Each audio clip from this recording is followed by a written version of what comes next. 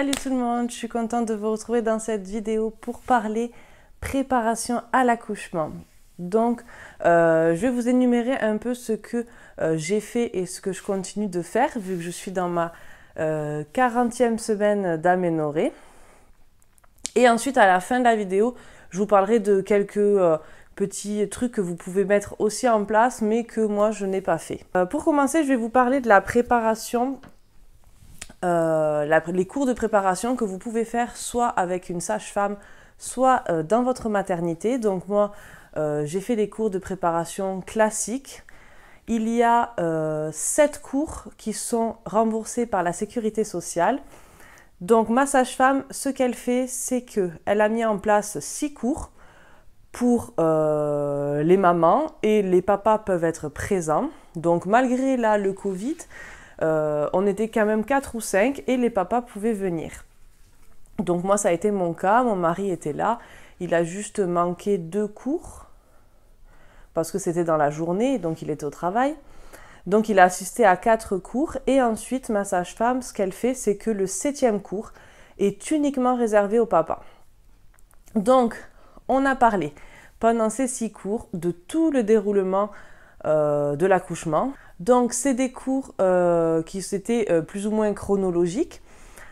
On a commencé par les mots de fin de grossesse, le début du travail, les situations où il faut partir en urgence à la maternité, quand partir à la maternité, l'accueil à la maternité, comment ça se passe, la prise en charge, la dilatation du col, donc toute la phase de travail. Ensuite, donc la poussée en elle-même avec la mise au monde du bébé. Ensuite, on est revenu sur la gestion de la douleur, donc les positions pendant le travail, quoi, et les positions pendant l'accouchement, les complications qu'il pouvait y avoir. Donc après, on a énuméré tout ce qui est déclenchement, césarienne, etc. Et ensuite, on a parlé de l'allaitement. Donc là, pareil, les personnes qui n'allaitaient pas, ça servait à rien qu'elles viennent à ce cours. Et pendant le cours pour les papas, donc eux, ce qu'ils ont eu, c'est un récapitulatif en gros de tout ce qui a été dit. Et après, du coup, la sage-femme a un peu abordé le côté donc de la place du papa durant l'accouchement, ce qu'il pouvait faire, ce qu'il ne devait pas faire. Enfin, tous les petits conseils pour coacher la maman. Enfin bon, voilà. Donc moi, je n'étais pas présente, donc je ne sais que ce qu'il m'a raconté. Puis après, ils ont tous posé leurs questions concernant l'accouchement, concernant le après. Donc voilà ce que ma sage-femme propose comme cours classique. Donc pour des personnes comme moi qui sont quand même assez renseignées sur le sujet, qui ont regardé plein de vidéos, plein d'articles, qui ont lu plein de livres concernant la grossesse, l'accouchement et tout, on n'apprend pas énormément, mais c'est quand même bien. Parce qu'effectivement, vous avez le point de vue de votre sage-femme, vous pouvez poser des questions, vous avez ses conseils à elle. Donc après, chaque professionnel de santé a ses propres façons de faire, ses propres conseils, ses astuces. Donc c'est vrai que je trouve ça quand même intéressant de faire ces cours de préparation, surtout en tout cas si c'est votre premier enfant. Au moins, vous les avez fait une fois pour vraiment savoir un peu comment ça se passe. Après, ça peut quand même être bien, même si c'est votre deuxième ou votre troisième, de faire au moins 1 ou 2 cours avec votre sage-femme parce que voilà, parce qu'il peut y avoir des fonctionnements qui changent suivant les années. Enfin voilà, je trouve ça quand même intéressant d'avoir du coup un récapitulatif de tout comment va se passer l'accouchement. La deuxième chose que je veux aborder avec vous, c'est le fait de se renseigner au maximum sur l'accouchement. Donc que ce soit sur internet, que ce soit dans des livres, ou que ce soit dans votre entourage, enfin peu importe, de prendre tous les renseignements sur le déroulement de l'accouchement, les complications qu'il peut y avoir, des témoignages, parce que je trouve que c'est bien de savoir tout simplement qu'est-ce qui nous attend.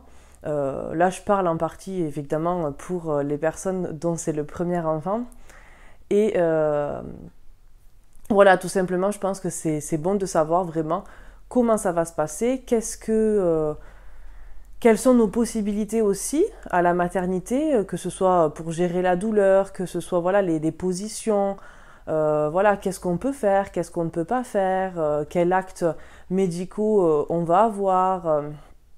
Enfin, je trouve que c'est quand même important de savoir tout simplement ce qui nous attend. Après, concernant la douleur en elle-même, c'est vrai que c'est compliqué. C'est bien d'avoir les témoignages de plusieurs personnes, mais chaque femme est différente, chaque accouchement est différent. Donc, voilà. Donc, en gros, on ne peut pas savoir comment sera votre accouchement. Donc, c'est bien d'avoir des témoignages, mais ça ne va pas vous aider sur comment va se passer votre accouchement à vous, mais ça va vous aider sur, voilà, qu'est-ce qu'il peut se passer concrètement. Comme je vous ai dit, ça peut être sur Internet, ça peut être dans des livres, ça peut être sur YouTube, ça peut être, voilà, peu importe. Donc, je vais vous reparler donc de mon livre, que ça fait plusieurs vidéos que j'en parle, Attendre bébé autrement, qui est un livre sur le déroulement de la grossesse, mais aussi sur le déroulement de l'accouchement et les premiers jours et les premières semaines avec bébé. Donc là, en fait, j'ai pas fini de le lire parce que du coup, j'ai décidé de le lire au fur et à mesure. Donc du coup, là, je suis sur la partie donc après la naissance. Ce livre, il est top, top, top. C'est sur une approche un peu physiologique, mais ça ne veut rien dire au fait de avec ou sans péridurale, hein, ça n'a rien à voir. Effectivement, il y a des conseils si vous ne prenez pas la péridurale, mais c'est surtout dans un esprit de faire les choses un peu naturellement, que ce soit pour la maman ou pour le bébé, que tout soit physiologique, naturel, dans le respect de tout le monde, dans le bien-être de tout le monde. En tout cas, ce livre, il est top. Ça fait plusieurs fois que je vous en parle. Et je vous le conseille, donc encore une fois, concernant la préparation à l'accouchement, parce qu'il y a plein de petites astuces sur la gestion de la douleur et des renseignements sur le déroulement de l'accouchement. Pareil aussi, ce que j'ai pris, c'est ce livre, qui est donc mon cours de préparation à l'accouchement de Bernadette de Gasquet. Donc là, il est quand même assez connu aussi, ce livre. Donc pareil, c'est une approche un peu plus naturelle, mais ça n'empêche pas aussi d'avoir la péridurale en fait. Il y a effectivement certaines positions, donc en fait c'est précisé. Pour les personnes qui ne prennent pas la péridurale, il y a certaines positions qu'on peut adopter pendant le travail et pendant l'accouchement. Et pour les personnes qui ont la péridurale, donc effectivement, vu qu'on ne sent pas trop nos jambes, certaines positions, on ne peut pas les prendre. Elle donne des idées en fait pour ne pas être forcément dans la position gynécologique classique qui n'est pas forcément du coup physiologique et qui n'est pas forcément adaptée à la naissance du bébé, et que même avec la péridurale, on peut très bien être dans une autre position qui sera plus favorable pour la naissance. En tout cas voilà, c'est tip top. Donc là c'est vraiment ce livre donc pour la préparation à l'accouchement, donc vraiment sur toutes les positions qu'il y a à faire à la maison, les positions qu'il y a à faire à la maternité et les positions au moment de la mise au monde. Et vous avez après à la fin une petite partie sur du coup la délivrance, donc avec la sortie du placenta. Donc c'est vraiment super.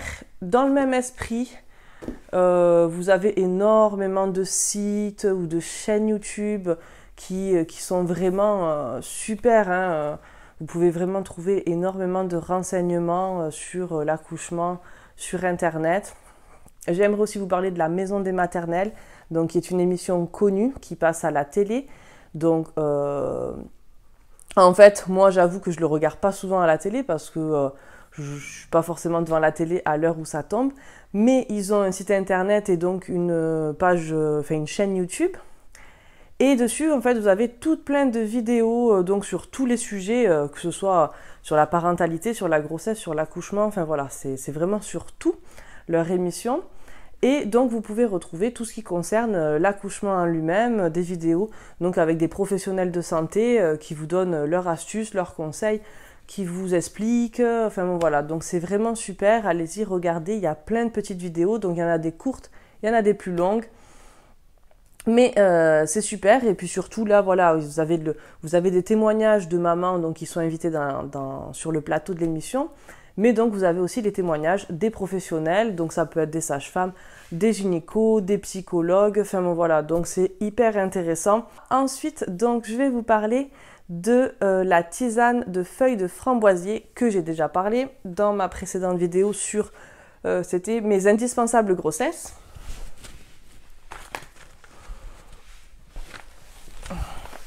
Donc moi j'ai acheté celui-ci en magasin bio. Alors, la tisane de feuilles de framboisier, c'est tip top comme je vous avais déjà parlé, que ce soit pendant la grossesse ou hors grossesse. Bon là en l'occurrence je vous en parle concernant la préparation à l'accouchement. Je prends mes recherches, voilà. Donc pour des contractions plus efficaces, qui aide le col à s'ouvrir plus rapidement. Donc en fait, elle ne déclenche pas le travail, mais ça entraîne un relâchement de l'utérus qui va permettre en fait aux contractions de faire mieux leur travail. Donc c'est plus efficace, plus rapidement en fait. Donc voilà, donc c'est nickel parce que c'est ce qu'on veut en fin de grossesse. On veut que les contractions soient efficaces pour que bébé puisse descendre et sortir tout simplement. De même que ça va entraîner un relâchement au niveau de l'utérus, ça va aussi créer un relâchement et un assouplissement au niveau du périnée. Donc ce qui va en théorie réduire le risque de déchirure. Ça aide aussi après l'accouchement. Donc dans l'idée, si vous continuez à en prendre, à remettre l'utérus en place, parce que forcément pour que l'utérus se remette en place, c'est aussi des contractions qui vont faire ça. Donc effectivement, ça va aider à ce que ça se remette plus facilement et plus rapidement en place. Si vous allaitez, c'est aussi tip top parce que ça va stimuler la production de lait et ça va enrichir le lait. Cette tisane, elle est vraiment tip top. Ce qui est conseillé, c'est de boire environ, il est dit 1 à 3 tasses par jour à partir de 36-37 semaines d'aménorrhée. Est-ce que ça marche ou pas concrètement? Rien n'est prouvé, mais en tout cas, il y a plusieurs études qui ont été faites qui démontrent qu'il y a eu quand même des accouchements beaucoup plus faciles et rapides et sans instruments sur des femmes qui avaient consommé donc cette tisane. Donc tout est bon à prendre. Après, peut-être ça ne fonctionne pas sur tout le monde. Après voilà, encore une fois, chaque accouchement est différent, donc voilà. Mais ça ne fait pas de mal. Certaines n'aiment pas le goût. Moi personnellement qui aime bien les tisanes et les thés, je trouve ça pas désagréable du tout. Ça n'a pas forcément un goût prononcé. Donc moi ce que je fais c'est que je mets soit du sucre soit du miel et ça va très bien. Ensuite, qu'est-ce que je me suis noté? Donc l'homéopathie. Donc celle que je prends, ça diminue les douleurs aux hanches et aux lombaires. Ça prépare le col utérin à la dilatation. Ça assouplit le col et ça lutte contre le stress, contre la fatigue. Et ça évite d'avoir un faux travail. Bon, tout ça c'est de la théorie. Voilà, après c'est est-ce que vous croyez à l'homéopathie ou pas? Et ensuite, j'ai aussi 2 doses à prendre au début du travail. Donc là, ce sera pour les mêmes raisons, sauf que la dose est un peu plus forte et donc c'est plusieurs granulés à prendre en une seule prise. Et ensuite, elle m'a prescrit des granulés à prendre pendant 5 jours après l'accouchement pour réduire les douleurs. Donc, je ne vais pas vous parler de l'ordonnance qu'elle m'a faite parce que je ne pense pas que ce soit vraiment bien de vous partager cette ordonnance, en tout cas sur YouTube. Malgré que ce ne soit pas vraiment des médicaments, je ne suis pas sage-femme, je ne suis pas naturopathe ni docteur.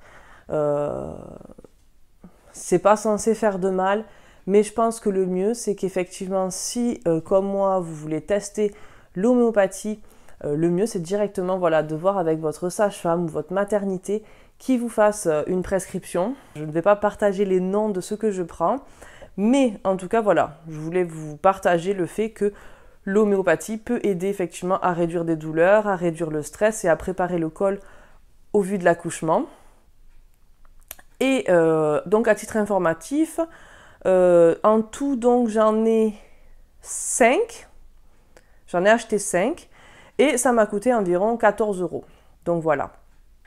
Ensuite, je vais vous parler du ballon de grossesse. Il est à côté, je crois que vous pouvez le voir. J'ai fait une vidéo sur des exercices à faire avec le ballon, donc je vous invite à aller voir ma vidéo sur le sujet parce que effectivement, le ballon, ça va permettre de mobiliser le bassin, de réduire les maux de dos. Donc effectivement, c'est pas, ça ne déclenche pas le travail. J'ai commencé il y a de ça plusieurs mois. C'est pas pour autant que j'ai accouché et c'est pas pour autant que j'ai eu des contractions non plus. Mais en tout cas, quand le travail va se mettre en route, ça va aider le bébé à descendre et donc à appuyer sur le col de l'utérus. Donc ça va permettre de le dilater et de l'ouvrir plus facilement. Tout comme d'être en position verticale en règle générale. Mais en tout cas, voilà, il est conseillé. C'est pour ça qu'on vous conseille en tout cas au moment du travail de faire du ballon parce que effectivement le fait de mobiliser le bassin ça aide le bébé à descendre, mais si le bébé n'est pas engagé, si le travail n'a pas commencé, ça ne le provoquera pas. Dans le même esprit, donc comme je vous disais de rester à la verticale, il est conseillé de marcher au moins 30 minutes par jour. Là aussi, voilà, à vous de voir si vous êtes motivé ou pas, si vous pouvez marcher plus. En tout cas, plus l'accouchement approche, enfin du moins plus la date de terme approche, plus c'est bien de rester active et de rester verticale. Donc voilà, que ce soit sur le ballon, que ce soit de marcher, que ce soit d'être active en général au quotidien. Et aussi de vous mettre accroupi. Donc par exemple, que ce soit pour regarder la télé ou quoi, donc c'est une position qui n'est pas du tout confortable et agréable, en tout cas pour moi, je pense peut-être aussi pour vous. Mais par moment, voilà, en gros, concrètement, la sage-femme, c'est ce qu'elle m'a dit, ce qui est bien, c'est d'alterner un peu de ballon, un peu de se mettre accroupi sur un petit tabouret ou quoi, de refaire un peu de ballon, hop, d'aller marcher, faire un petit rituel comme ça le soir en regardant la télé ou même dans la journée. Voilà, donc c'est pour aider le bébé à descendre et à dilater et ouvrir le col. Je vais vous parler maintenant du massage du périnée. Donc, vous pouvez le faire avec une huile spéciale ou de l'huile naturelle. Moi, encore une fois, je vous en ai déjà parlé, j'utilise l'huile de noix de coco bio qui est super top et pour les parties génitales, ça ne pose aucun problème. Au contraire, comme je vous avais dit, c'est vraiment bon et ça peut même s'utiliser en tant que lubrifiant. Donc, pour le massage du périnée, qu'est-ce que je me suis noté? Donc oui, effectivement, il y a plusieurs exercices à faire. En fait, ça va permettre d'assouplir le muscle et d'augmenter l'élasticité des tissus afin d'éviter des déchirures et le recours à l'épisiotomie. Donc pour ça, vous avez plusieurs exercices à faire. Donc vous vous mettez un peu d'huile sur les doigts, ça va se pratiquer en règle générale avec le pouce et l'index. Il faut l'introduire du coup dans le vagin. Je vous mets une image. Et ensuite, vous faites des mouvements circulaires, donc sur le bas.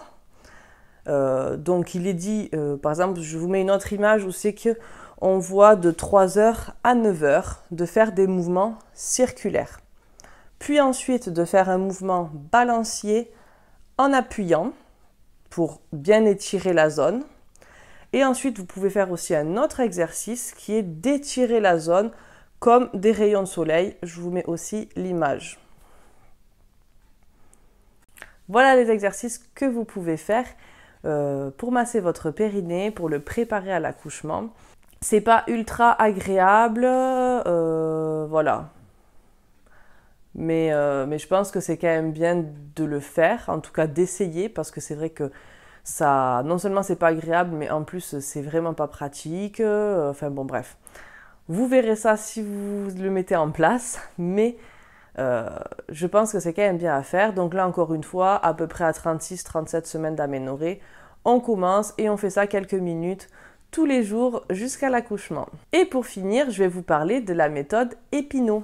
Donc, J'en avais parlé sur Instagram et effectivement, il y a énormément de personnes qui ne connaissent pas.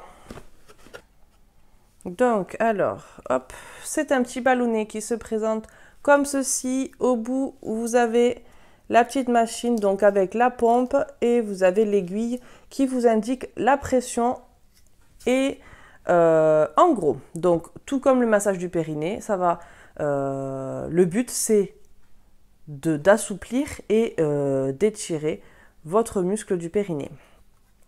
Donc, qu'est-ce qui va se passer en fait? Vous allez introduire ce petit ballonnet. Donc, avant, vous mettez soit un préservatif, soit un peu d'huile dessus, ou du lubrifiant, enfin peu importe, c'est comme vous voulez, et vous l'introduisez dans le vagin. Donc, je vous mets une petite photo. Effectivement, ensuite, avec la pompe, vous allez gonfler le ballonnet à l'intérieur. Lorsque ça devient désagréable, que ça tire, on s'arrête. De toute façon, vous faites petit à petit, hein, vous n'allez pas gonfler. En gros, hop, avec la petite vanne sur le côté, vous pouvez le dégonfler. Si c'est trop dérangeant, vous bloquez et vous pouvez par exemple commencer à gonfler. Hop, vous arrêtez, respirez, on remet un coup, 2 coups, on respire et ainsi de suite. Et dès que ça devient trop dérangeant, le but c'est de s'entraîner en poussant pour l'expulser. Une fois expulsé, vous avez donc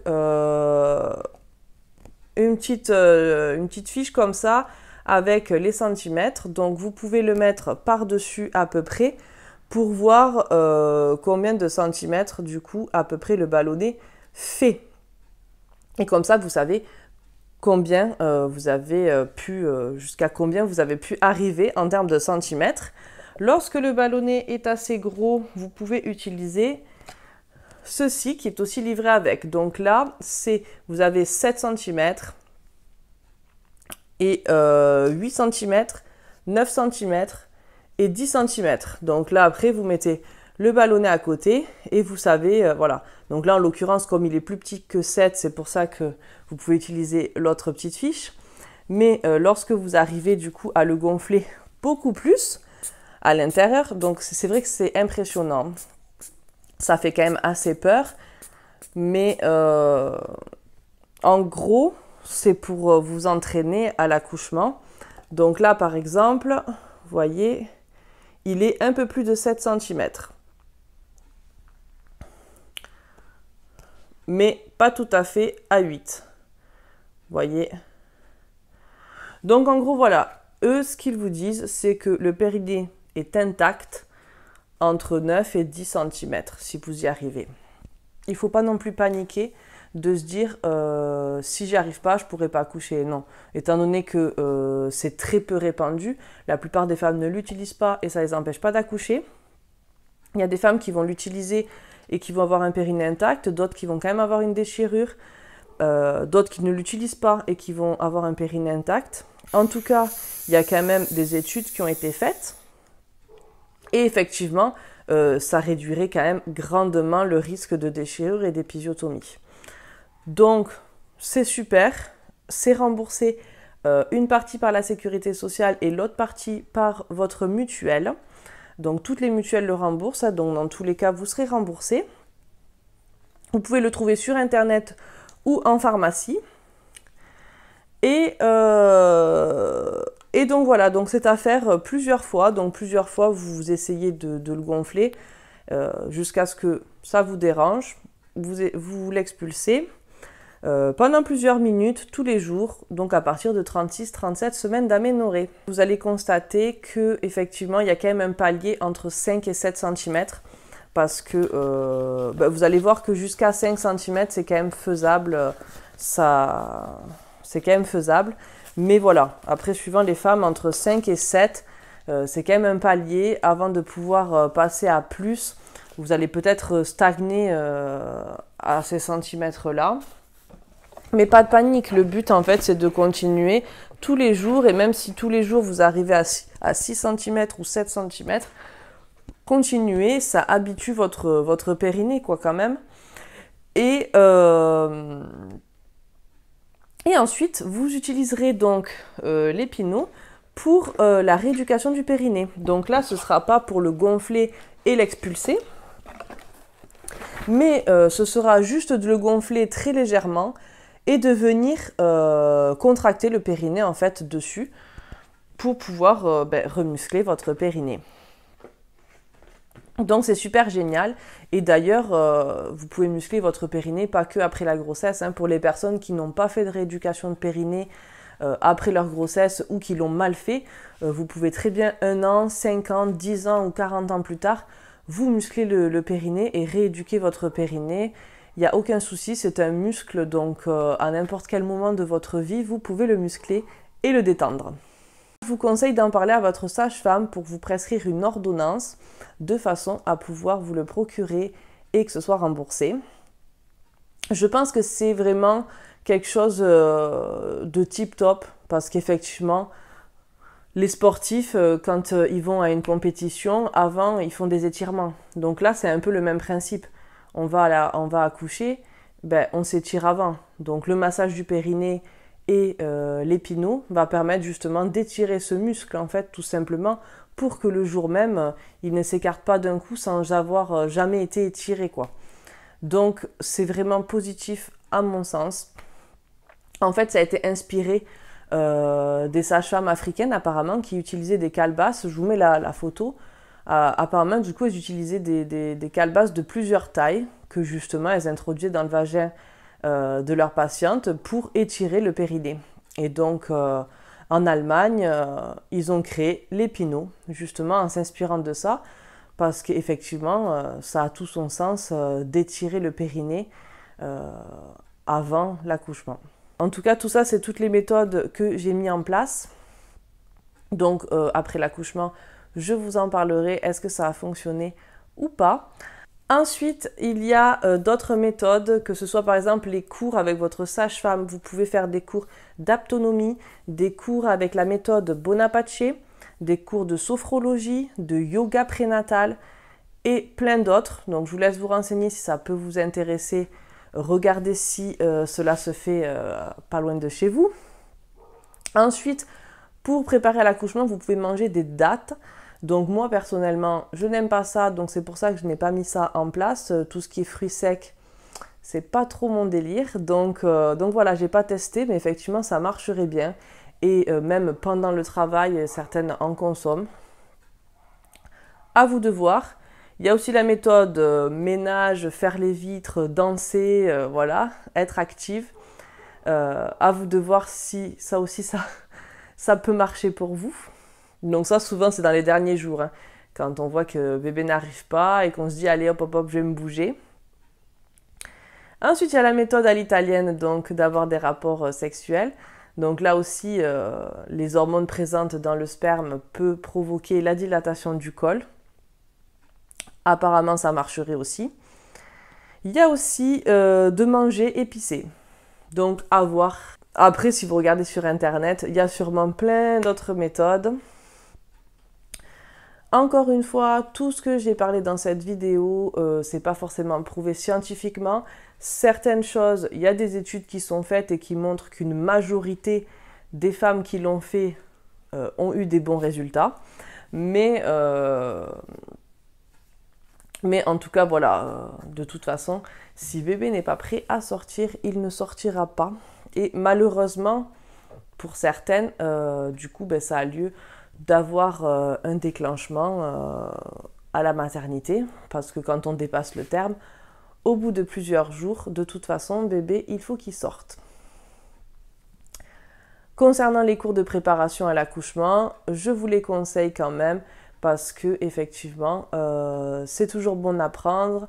On a toujours des petites questions qu'on se pose et c'est toujours bien, voilà, d'avoir un professionnel pour y répondre.